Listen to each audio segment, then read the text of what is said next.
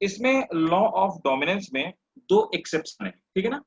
पहले मैं वो आपके साथ डिस्कस करना चाहूंगा, ठीक है। उसके बाद फिर हम लोग बाकी के जो दो लॉस थे वो बताएंगे। तो देखो मेरी बात को बहुत गौर से आप लोग समझिएगा, है ना, पहले सुनिएगा समझिएगा। और किसी को अगर कोई लास्ट क्लासेस में प्रॉब्लम हो तो भी मुझे बताएंगे। तो मैंने आपको बताया कि सबसे पहले मैंने आपको बताया we discuss that is law of dominance. ये हम डिस्कस कर चुके हैं, लॉ ऑफ डोमिनेंस को हम ऑलरेडी डिस्कस कर चुके हैं, लॉ ऑफ डोमिनेंस, ठीक है ना। फिर दूसरे नंबर पर हमने जो डिस्कशन किया वो क्या था, law of paired characteristic, law of paired characteristic.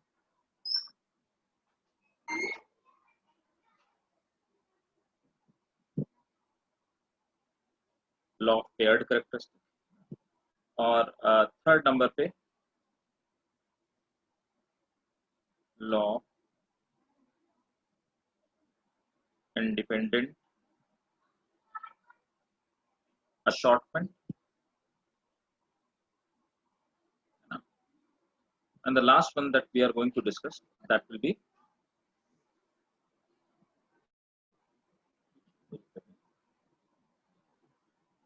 law of segregation। अब देखो क्या है कि ये दो लॉज हम लोग डिस्कस कर चुके हैं। अब लॉ ऑफ डोमिनेंस ये कहता है कि हमेशा, अच्छा, लॉ ऑफ पेयर्ड कैरेक्टरिस्टिक ये कहता है कि हमेशा कैरेक्टरिस्टिक पेयर में पाए जाएंगे, है ना। जो कैरेक्टरिस्टिक होंगे, कैरेक्टरिस्टिक बोले तो जीन्स हमेशा पेयर में पाए जाएंगे। और दूसरा क्या है कि लॉ ऑफ डोमिनेंस ये कहता है कि इसमें एक डोमिनेंट होगा जो F1 में अपने आप को रिप्रेजेंट करेगा और दूसरा रेसेसिव होगा। बहुत ध्यान से समझने वाली बात है। तो अब देखिए, अगर कोई भी क्रॉस इन लॉज को फॉलो ना करे, इसका मतलब वो इसमें एक्सेप्शन है। तो इसके दो एक्सेप्शन है। एक्सेप्शन क्या है? एक्सेप्शन वो है जो इस लॉ को फॉलो नहीं करते, ठीक है। अब वो क्या है? They are codominance, codominance. और दूसरा क्या है? That is incomplete dominance.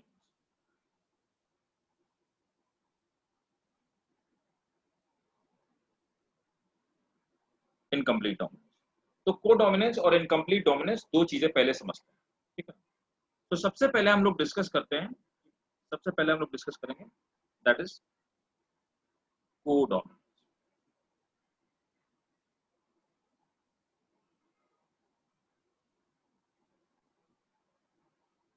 तो देखो कोडोमिनेंस होता क्या है, कोई मुझे बता सकता है क्या कि what is codominance? Can somebody let me know what is codominance? बताइए भाई, कौन बताएगा?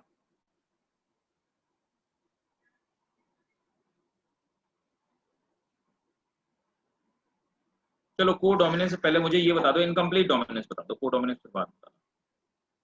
दे are equally dominant. Ayesha, you are telling. कोई नहीं आयशा, तो मुझे ये बता दो, अच्छा सबसे पहले इनकम्प्लीट, मुझे पहले कोडोमिनेंस से पहले incomplete dominance,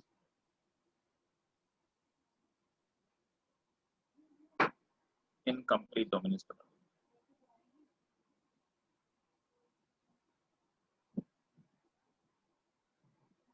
what is,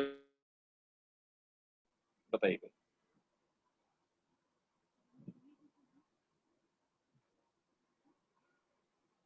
incomplete में दोनों ही एक्सप्रेस होते हैं, पक्का ना? ठीक है, दोनों करेक्ट, दोनों करेक्टर्स होते हैं, ठीक। तो देखो यही कंफ्यूजिंग चीज है ना। तो बताने के पीछे जो मेरा रीजन था,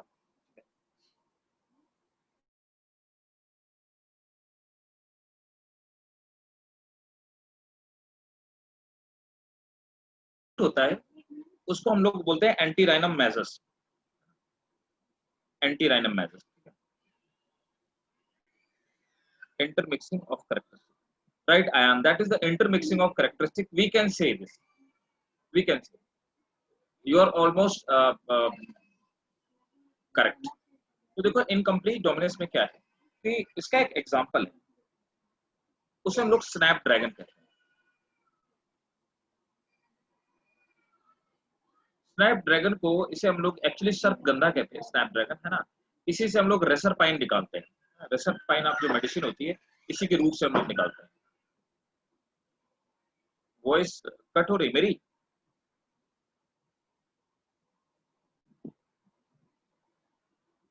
अच्छा ठीक है। देखो स्नैपड्रैगन को हम लोग क्या बोलते हैं, we call it antirrhinum majus, है ना। Anti-rhino magus। ठीक है, अच्छा वॉइस आ रही ना? हाँ, दैट इज एंटी राइनो।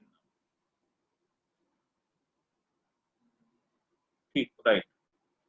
तो देखिए इसका जो एग्जांपल है दैट इज एंटी राइनो।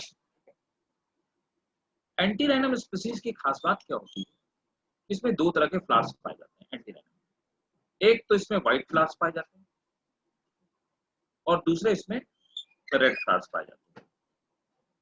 तो ऑब्वियसली हमें ये पता है कि अगर किसी किसी भी फ्लावर का कलर व्हाइट है, it means it do not have any pigment, any type of the pigment have not been formed in the petals of these flowers, if it is white in color, right? And if it is red in color, it means there will be some lycopene kind of compound, xanthophyll of kind of compound, any kind of compound have been formed over there.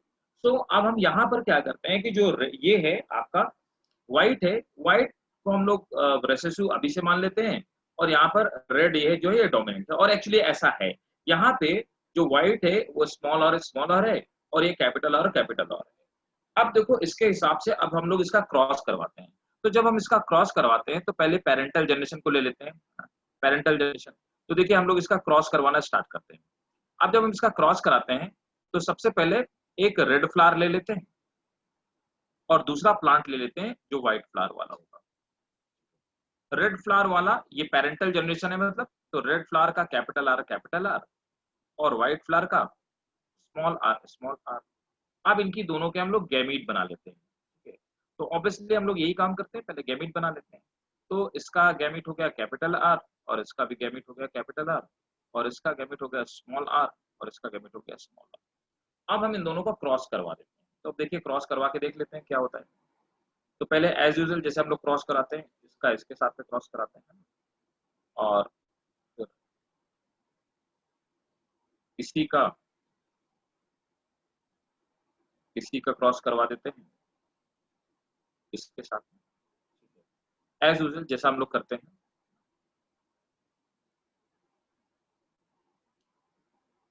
दूसरा फिर क्या करते हैं, इस वाले को हम लोग पकड़ते हैं,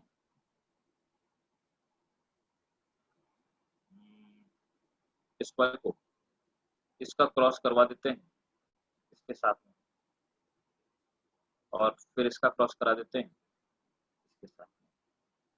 अब देखिए जब हम क्रॉस करवाते हैं तो हम क्या पाते हैं, हमने देखा कि यहाँ पर obviously capital R small R एक ये बन जाएगा, सभी प्रोजनी ये बनेंगे, capital R small R, capital R small R, capital R small R. तो ये पेरेंटल जनरेशन थी। पेरेंटल जनरेशन के बाद फिर क्या हुई, गैमिटोजेनेसिस, मतलब गैमिट का फॉर्मेशन, गैमिटोजेनेसिस, गैमिट का फॉर्मेशन हो गया। गैमिटोजेनेसिस के बाद आप ये हमारा फिलियल वन मतलब F1 ऑफस्प्रिंग। अब देखो F1 ऑफस्प्रिंग में होना क्या चाहिए, पहले तो ये बताओ रिजल्ट आना क्या चाहिए, बोलो भाई क्या रिजल्ट आना चाहिए। तो देखो ऐसे रिजल्ट आने चाहिए ना, अगर R डोमिनेंट है तो होना क्या चाहिए, लॉ ऑफ डोमिनेंस ये कहता है कि जो F1 में जो डोमिनेंट जीन होगा वो F1 में अपने आप को रिप्रेजेंट करेगा, है ना।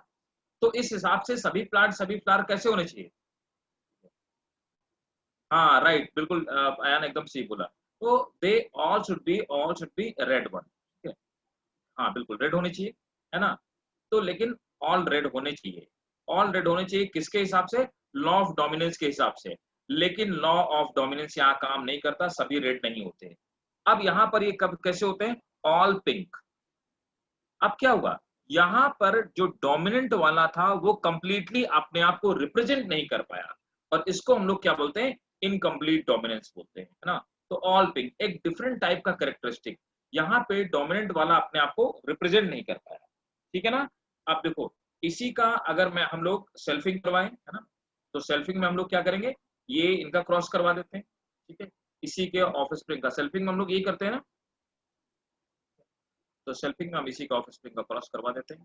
देखिए तो कैपिटल आर स्मॉल आर, फिर इसके गैमेट बनाएंगे कैपिटल आर स्मॉल आर, ठीक है, तो ये गैमेट का फॉर्मेशन हो गया। अब F1 का जब सेल्फिंग करवाएंगे तो अगली जनरेशन जो बनेगी वो क्या होगी, वो F2 जनरेशन होगी, ठीक है। अब देखते हैं F2 जनरेशन में किस चीज का फॉर्मेशन होता है, कैसे फॉर्मेशन, तो F2 जनरेशन में क्या होगा, इसका हम लोग इससे क्रॉस करवाएंगे, तो बनेगा कैपिटल आर कैपिटल आर, ये तो रेड हो जाएगा। दूसरा क्या है, कैपिटल आर स्मॉल आर, इसको रेड होना चाहिए लेकिन ये पिंक हो जाएगा, capital R small R, it will also be pink, small R it will be white. अब देखिए भाई ने एक्चुअली लॉ ऑफ डोमिनेंस के हिसाब से, देखो पहले F1 में भी लॉ ऑफ डोमिनेंस गलत हो गया, अब F2 जनरेशन में लॉ ऑफ डोमिनेंस के अकॉर्डिंग सेकंड क्रॉस को नहीं सेकंड क्रॉस को टेस्ट क्रॉस नहीं करेंगे, ये सेल्फिंग है, सेल्फिंग है आयान, सेल्फिंग। तो देखो अब यहाँ पर क्या है कि होना क्या चाहिए, हमारा रेशियो आना चाहिए 3:1, लेकिन ऐसा नहीं हुआ, हमारा एक्सपेक्टेड रेशियो क्या आएगा 1:2:1। अब इसका मतलब क्या हुआ, एक रेड, फिनोटिपिक रेशियो क्या आना चाहिए, 3 रेड होने चाहिए थे और 1 व्हाइट होना चाहिए था, लेकिन ऐसा नहीं हुआ, 2 पिंक, 2 पिंक एंड 1 व्हाइट। तो इसलिए ये जो है 3:1 का जो लॉ ऑफ डोमिनेंस का रिजल्ट था 3:1, उसको वायलेट करता है। ये किसी इनकम्प्लीट डोमिनेंस, देखो आपको आप ये पढ़ते हो कि इनकम्प्लीट डोमिनेंस है क्या एक्चुअल में, लेकिन इनकम्प्लीट डोमिनेंस आखिर किस लॉ को वायलेट करता है आपको ये पता होना चाहिए, that is important for you to understand question, ठीक है। आपको क्वेश्चन सॉल्व करने के लिए ये ज्यादा बेहतर है, पता होना चाहिए कि आप ये किस चीज का एक्सेप्शन है, तो ये लॉ ऑफ डोमिनेंस का एक्सेप्शन है। क्यों एक्सेप्शन है, क्योंकि लॉ ऑफ डोमिनेंस के अकॉर्डिंग फर्स्ट वाले F1 में ऑल रेड होने चाहिए था, ऐसा नहीं हुआ, डोमिनेंट अपने आप को रिप्रेजेंट नहीं कर पाया और ऑल पिंक आ गए। दूसरी चीज क्या, F2 में जो फिनोटिपिक रेशियो होना चाहिए लॉ ऑफ डोमिनेंस के अकॉर्डिंग वो 3:1 होना चाहिए, 3 रेड और 1 व्हाइट होने चाहिए, लेकिन ऐसा नहीं हुआ, रेशियो है 1:2:1 रेड पिंक और व्हाइट का, जो कि लॉ ऑफ डोमिनेंस का वायलेशन। अब बताओ यहाँ पे समझ आया कि नहीं आया पहले,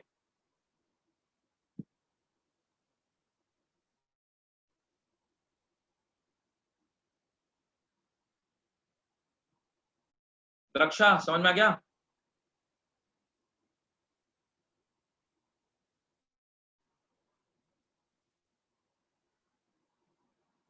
गुड गुड, तो नोट कर लिया सबने, अगर आपने नोट कर लिया तो लिखवा देता हूँ।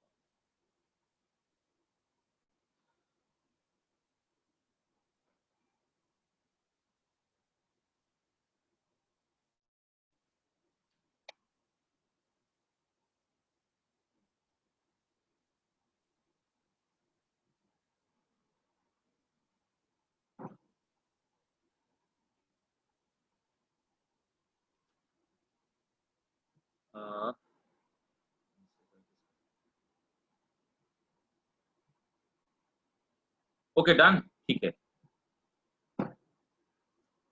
तो चलिए नोट कीजिए।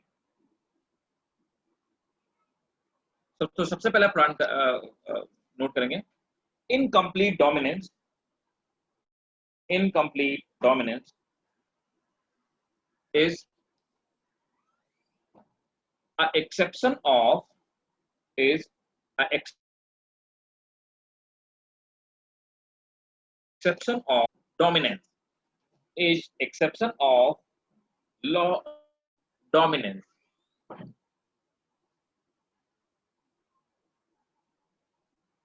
First point, here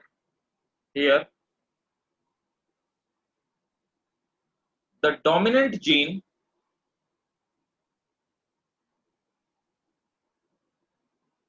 do not express itself, the dominant gene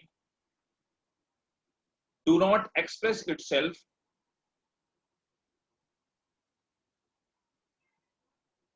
completely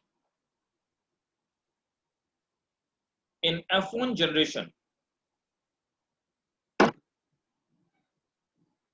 Dominant gene do not express itself completely in F1 generation. Hence, all pink flowers are formed.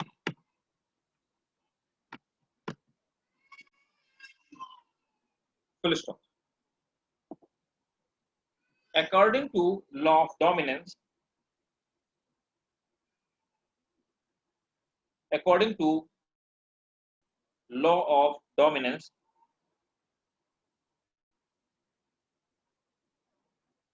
the ratio of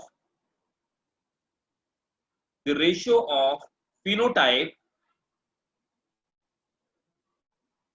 in F2 generation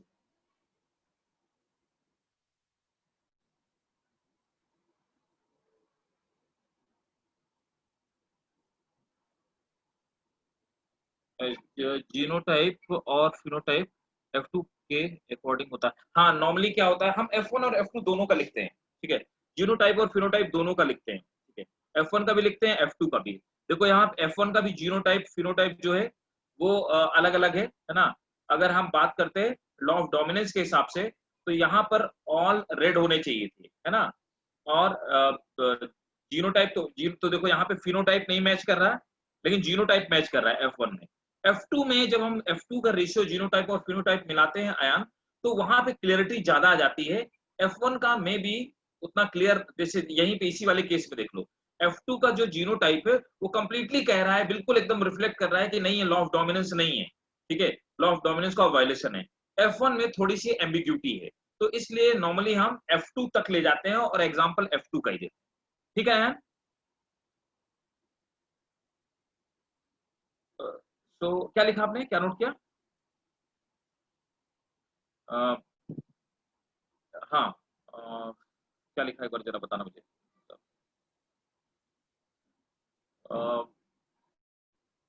note करो, मैं लिखवा रहा था कि मैं according to law of dominance the phenotypic ratio in F2 generation, the phenotypic ratio should be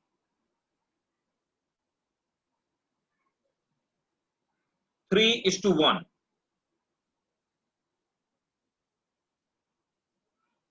which is not there.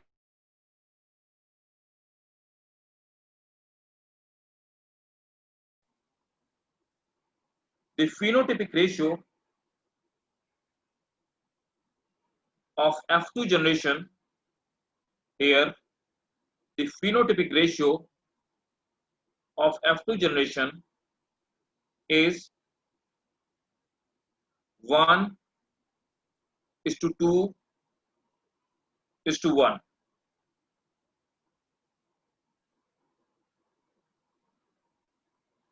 ठीक है, full stop. तो ये हमने इसको एक्सप्लेन कर दिया, अब आप इसकी डेफिनेशन लिख लीजिए।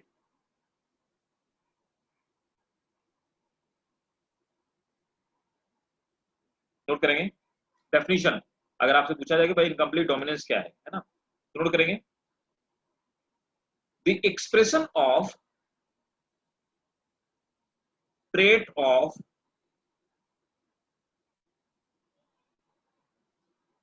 two pure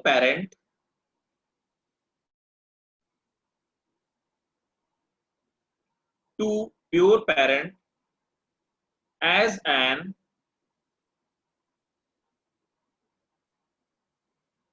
intermediate condition, as intermediate condition or fine mixture or fine mixture in F1 hybrid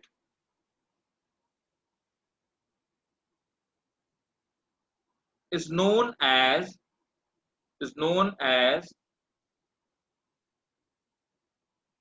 incomplete or partial dominance, incomplete or partial dominance, full stop. It is also called blended. It is also called blended or intermediate or mosaic or mosaic inheritance और mosaic inheritance. ठीक है, उसको blended intermediate या mosaic inheritance भी इसी को कहते हैं।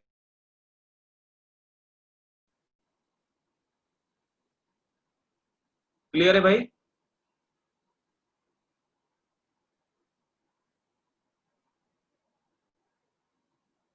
इसका और कोई एग्जांपल बता सकते हो क्या? एक एग्जांपल और इसका जो पूछा जाता है, इसका नाम याद रखिएगा, इसका एक्चुअल में नाम है एंटीराइनम मैजस, है ना? वो एंटीराइनम सिर्फ दिया होगा एनसीईआरटी में आपको, एंटीराइनम मैजस। और राइनम जो मैजस है ये 9 o'clock, आयशा 9 o'clock नहीं भैया, 4 o'clock, 4 o'clock प्लांट, 9 o'clock वाला कोई प्लांट नहीं। ब्लड ग्रुप ऐसा इसका नहीं है, मैं वही बोला था। ठीक है,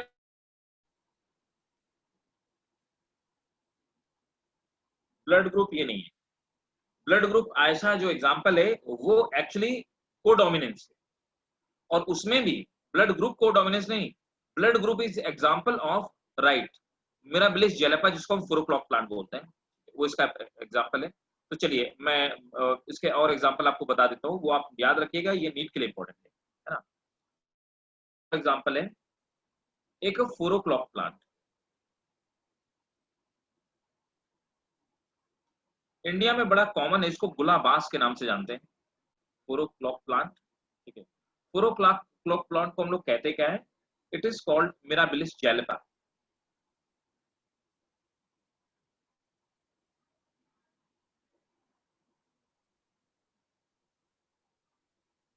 मिराबिलिस जेलेपा। ठीक है, इसमें भी इनकम्प्लीट डोमिनेंस होती है। एंटीराइनम मैजस जो मैंने आपको बताया, एंटीराइनम मैजस, RRHINUM, एंटीराइनम मैजस। इसको हम लोग स्नैपड्रैगन बोलते हैं, सर्पगंधा बोलते हैं, है ना।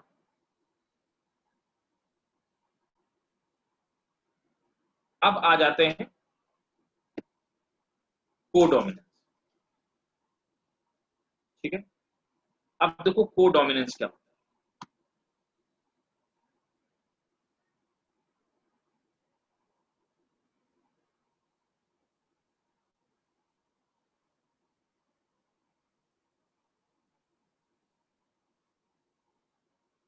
कोडोमिनेंस क्या होता है, समझिए बात। जैसे चलो मैं पहले आपको एक एग्जांपल बताता हूँ जो एनसीईआरटी में दिया होगा, एनसीईआरटी में ब्लड वाला ही दिया हुआ है। हाँ, ब्लड वाला ही।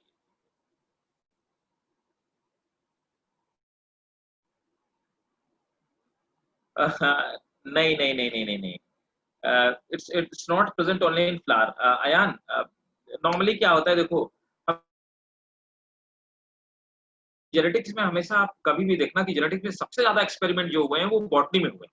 ठीक है, इसीलिए आप कभी भी देखना ना कि इन जनरल, खैर मैं तो दोनों ही पढ़ाता हूँ, लेकिन इन जनरल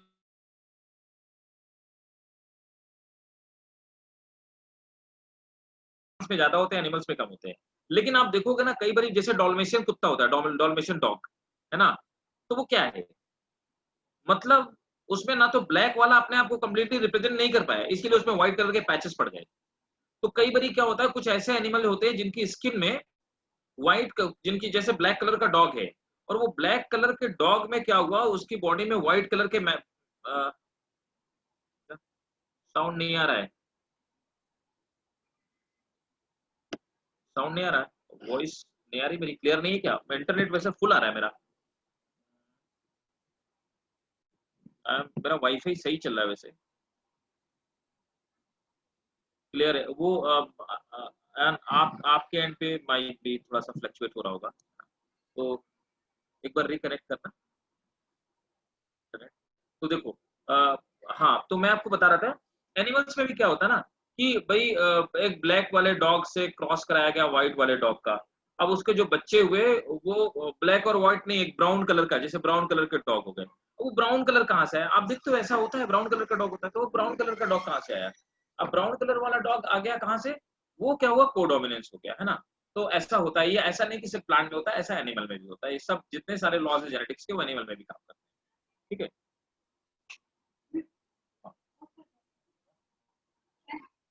जैसे मैं बताता हूँ,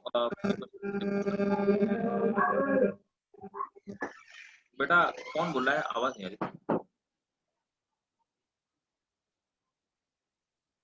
अयान, अभी आवाज आ रही है आपको? नेट सही चल रहा है आपका?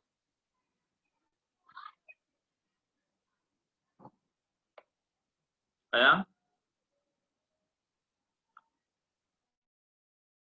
देखो अयान, एक एग्जांपल मैं तुम्हें बता ही देता हूँ। आपने पूछा हुआ है, तो ये एनिमल में जो एग्जांपल है, ये कोडोमिनेंस का नहीं। कोडोमिनेंस तो मैं पढ़ाऊंगा, बता देता हूँ मैं अभी कोडोमिनेंस तक, आप लोग कंफ्यूज ना हो जाना कहीं। ठीक है। तो जैसे इनकम्प्लीट डोमिनेंस का, इनकम्प्लीट डोमिनेंस में जैसे अयान ने पूछा कि क्या एनिमल में होता है? हाँ, एनिमल में होता है। में क्या है कि हम लोग क्या करते हैं कि एक स्प्लैश्ड कॉक होता है, स्प्लैश्ड, है ना? एक स्प्लैश्ड कॉक है, व्हाइट कॉक।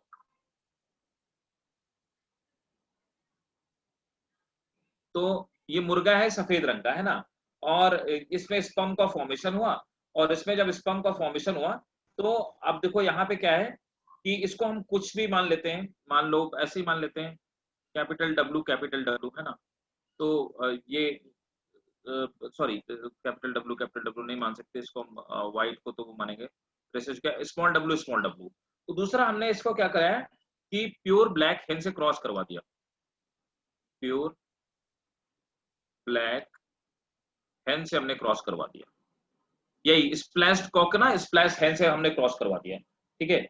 अब देखो यहाँ पर क्या हुआ, इसके कैपिटल डब्ल्यू। अब होना क्या चाहिए, इसके बच्चे जो F1 में बनने चाहिए, वो किस कलर के बनने चाहिए थे? ब्लैक बनने चाहिए, है ना? तो आप देखो सभी का जीनोटाइप क्या होगा, सभी का genotype capital W small W, और कैपिटल डब्ल्यू स्मॉल डब्ल्यू। तो सब देखो जीनोटाइप यही बनेंगे, कैपिटल डब्ल्यू स्मॉल डब्ल्यू, सब यही बनेंगे। और कायदे से इनको बनना क्या चाहिए सबको, capital W small W, capital W small W. तो यहाँ पे बनना चाहिए सब ब्लैक, लेकिन ऐसा नहीं हुआ। ये कैसे बने? ऑल ब्लू, ऑल ब्लू, है ना? तो ये भी क्या है, स्प्लैश कॉक का जो हमने एग्जांपल दिया, ये एनिमल्स में है, और ये भी क्या है, इनकम्प्लीट डोमिनेंस, है ना? ब्लैक वाला कलर अपने आप को कंप्लीटली रिप्रेजेंट नहीं कर पाया, तो आप ये एक्सपेरिमेंट लिख सकते हैं इनकम्प्लीट डोमिनेंस में एनिमल के केस। क्लियर है? अभी क्लियर है आयन?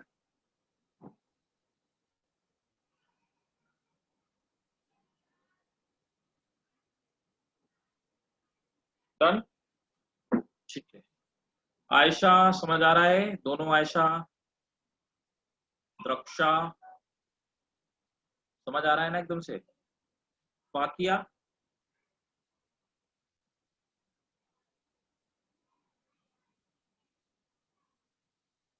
ठीक है, सब लोगों को समझ में आ रहा है इसका तो? ठीक है, ग्रेट। तो देखिए, अब ये क्रॉस नोट कर लिया, मैं आगे चलता हूं। अब मैं दूसरा आपको बताने वाला था, सेकंड, दैट इज कोडोमिनेंस।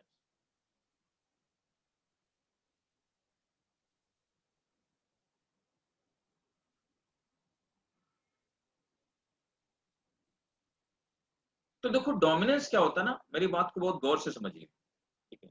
आप क्लास में पढ़ते हैं तो थोड़ा, ऑफलाइन क्लास में हम लोग होते तो थोड़ा ज्यादा बेहतर जेनेटिक्स में मजा आती है, लेकिन कोई बात नहीं।